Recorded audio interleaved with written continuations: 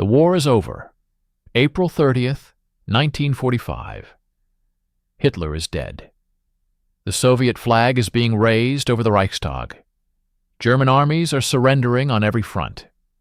The 1,000-year Reich lasted 12 years and ended in rubble and ash. The victors are making lists. Every senior Nazi official, every SS commander, every war criminal. The Nuremberg trials are being organized. Justice is coming. But one man is not on any witness list. Not in any defendant's dock. Not in any prison cell waiting for a verdict.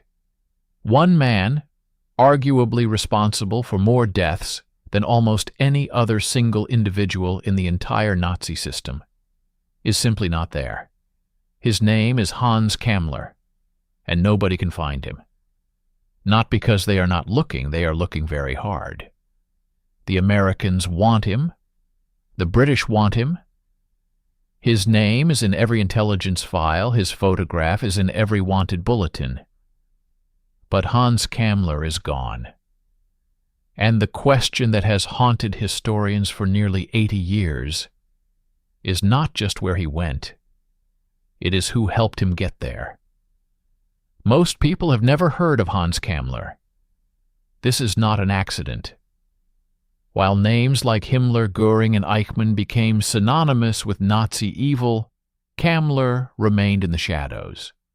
A bureaucrat, a technician, a man who worked behind the scenes with blueprints and budgets and construction schedules.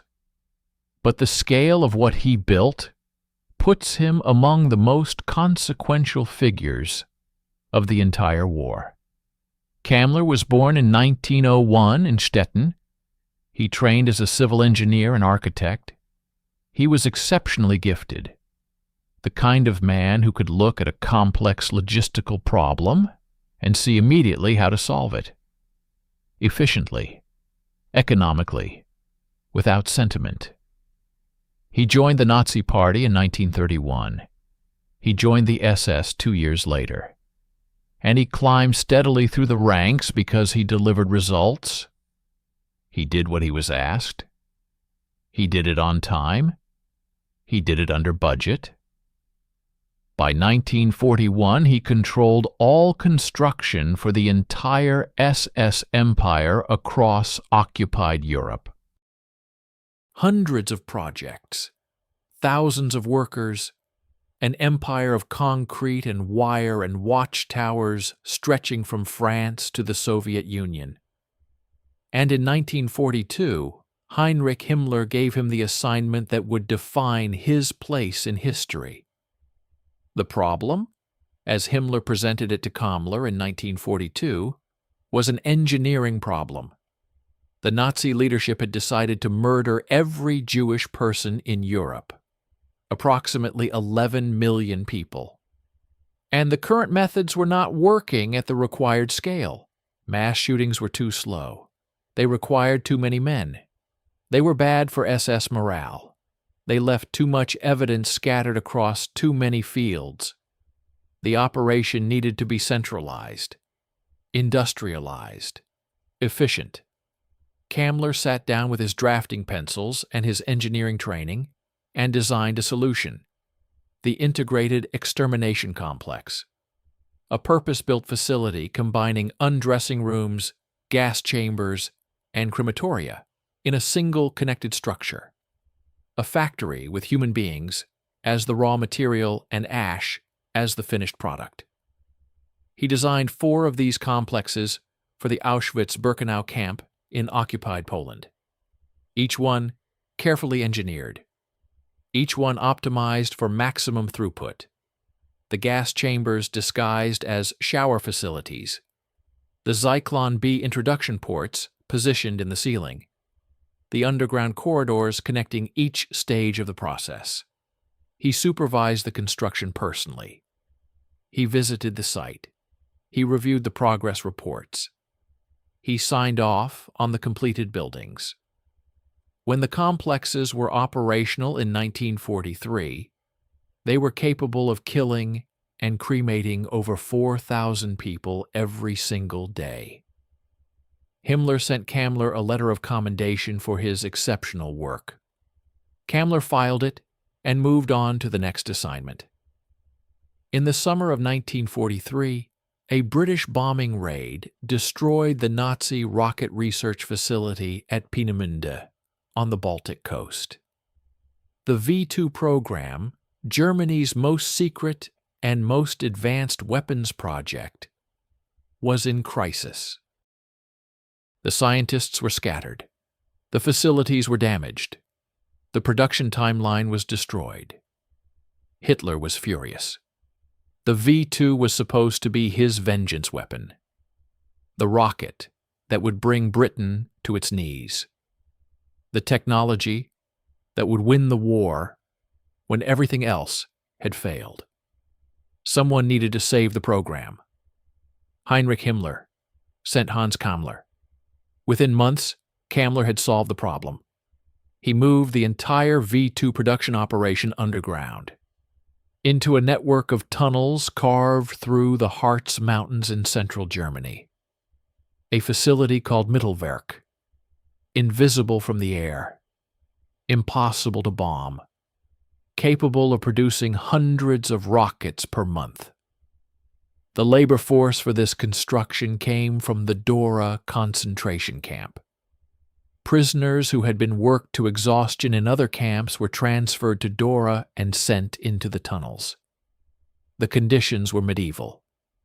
The prisoners slept in the tunnels. They had no sanitation. They worked until they collapsed. They were beaten for slowing down. They died from exhaustion, from beatings, from respiratory disease caused by the rock dust filling the tunnel air. Historians estimate that more people died building the V-2 rockets than were ever killed by the rockets landing on their targets. Kammler knew the death rate. It was in his reports. He read the numbers every week. He increased the production quotas anyway. By September 1944, the V-2 rockets were falling on London. Over the following months, more than 3,000 rockets were fired at Allied cities. Nearly 9,000 civilians were killed. Kammler stood in the forest at the launch sites and watched his rockets rise into the sky with something that witnesses described as genuine pride. By January 1945, the Reich was dying. Soviet armies were crossing the German border from the east. American and British forces were pushing through France and into Germany from the west. The Luftwaffe was finished. The German army was running out of men and fuel and ammunition. Every senior Nazi was thinking about survival. Kammler was thinking more clearly than most. He had assets that nobody else had. He controlled the V-2 program. He controlled the rocket scientists. He controlled Wernher von Braun, the most brilliant aerospace engineer in the world, and the entire team of researchers whose knowledge had produced the most advanced rocket technology in existence. And he understood perfectly that the Americans and the Soviets were in a race to capture that knowledge. In the final weeks of the war, Kammler gathered the scientists together. He told them they were being moved south for their own protection. He loaded them onto trains and trucks and moved them into the Austrian Alps, into a remote area near the town of Oberammergau. He was not protecting them.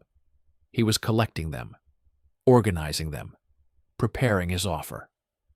On May 2nd, 1945, Wernher von Braun and his team surrendered to American forces. The Americans were ecstatic. They had captured the greatest collection of rocket expertise in the world. 2 days later, on May 4th, Hans Kammler was seen for the last time near Prague. Then he was gone. What happened to Hans Kammler? The official answer is suicide. His personal adjutant, an SS officer named Wilhelm Stark, later testified that Kammler had ordered him to shoot him near Prague as the war ended. Stark said he carried out the order. He said the body was buried somewhere in the chaos. No body was ever found.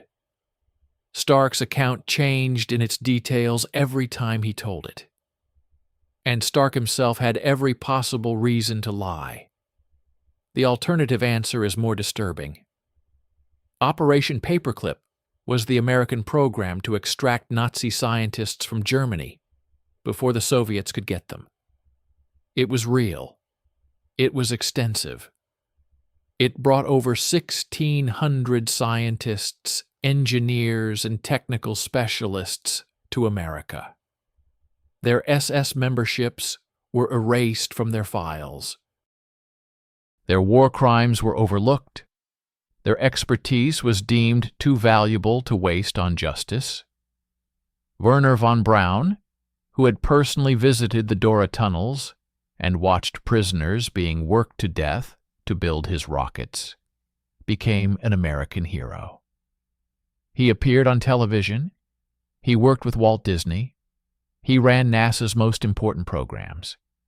He died in 1977, celebrated as one of the fathers of the American space program. If America could do that for von Braun, what might they have done for the man who controlled von Braun? The man who knew where every document was hidden? Who knew which scientists knew what? Who had spent 3 years at the center of the most advanced weapons program in history?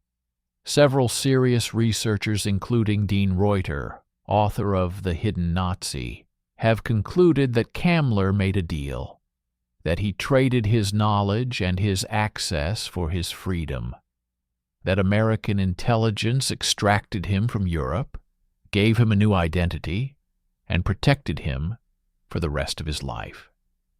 The CIA files related to Kammler remain partially classified. Requests under the Freedom of Information Act have been partially denied on national security grounds. For a man who supposedly died in a field near Prague in 1945, Hans Kammler generates a remarkable amount of classified paperwork. In 2019, a German court officially declared Hans Kammler dead. Date of death: May 9, 1945. Location: unknown. Cause of death: unknown. Body: never recovered. It took the German legal system 74 years to close his file. And when they closed it, they did so without evidence, without a body, without a witness whose account had ever been verified. They just decided he was dead because it was tidier that way. His victims did not get that convenience. The prisoners who died in the Dora tunnels building his rockets, the people who died in the gas chambers he designed and built, the civilians who died when his rockets fell from the sky over London and Antwerp and Liège. They were not declared anything. They were simply gone. Every major Nazi has a known ending. Hitler shot himself. Himmler crushed a cyanide capsule between his teeth the night the British captured him. Göring did the same the night before his scheduled execution at Nuremberg. Eichmann was kidnapped from Argentina by Israeli intelligence, tried in Jerusalem, and hanged in 1962. Hans Kammler is the only one with no ending, just a legal document, just a date someone chose, just a line drawn under a name to make the paperwork manageable. Somewhere in the chaos of May 1945, one of the most prolific mass murderers in human history walked away. He left behind the camps he had built and the craters his rockets had made and the mountains of paperwork bearing his signature. And he walked into whatever came next. We still do not know what that was. And that, perhaps more than anything else about the Second World War, should keep us awake at night.